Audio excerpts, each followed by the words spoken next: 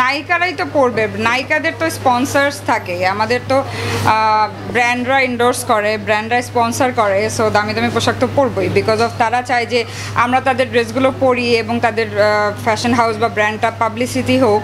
So সেই সুবাদে আসলে আমাদেরকে ড্রেস পাঠানো হয়, এবং এই যে সামনে আমার একটা অ্যাওয়ার্ড শো আছে, সেখানে অলরেডি কয়েকটা ডিজাইনার আমাকে বলে রেখেছে যে আপু আমার হাউসের ড্রেসটা পরে যাবেন এবং সেটা ক্যাপশনে দিবেন, তো আমাদের একটু পাবলিসিটি হবে এবং আমাদের মাথা থেকেও একটা টেনশন কমলো যে একটা নতুন ড্রেস কিনতে হবে।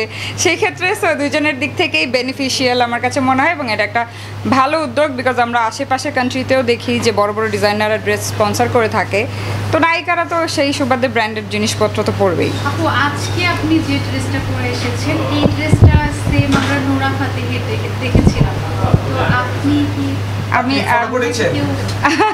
আমি দেখি নাই নোরা ফাতেহিকে, বাট হ্যাঁ সেই টাইপের ড্রেস পরে, হ্যাঁ আমার ওকে ভাল লাগে অনেক, বাট এরকম না যে ওকে দেখে পরা।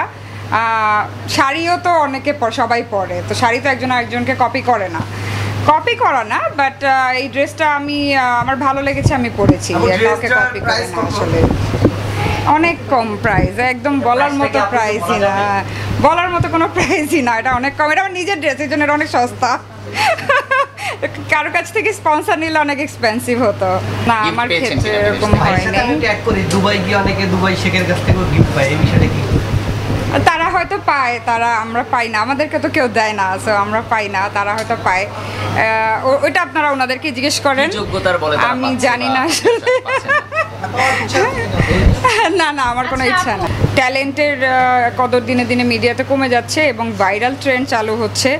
একটা গরু ছাগলও যদি ভাইরাল হয়, আমার মনে হয় কদিন পর সেও কাস্ট হবে, তো নাও আই এম ওয়েটিং যে ছাগলটা ভাইরাল হলো, সেই ছাগলটা খুব তাড়াতাড়ি দেখা গেছে যে অ্যাক্টিং করছে, বিষয়টা এরকম হয়ে গেছে আমার কাছে। এটা খুবই আমার কাছে খারাপ লাগে। আমার মনে হয় যে ট্যালেন্টকে নিয়ে কাজ করা উচিত, নট যে ভাইরাল তাকে। এটাকে যদি আমরা আরও ইন্সপায়ার করি, তাহলে মানুষ যা তা পাগলামি করে চিন্তা করবে যে নেগেটিভিটি স্প্রেড করে কোনোভাবে খালি একটু ভাইরাল হইতে পারলেই হয়েছে, তারপরে তো আমি হিট।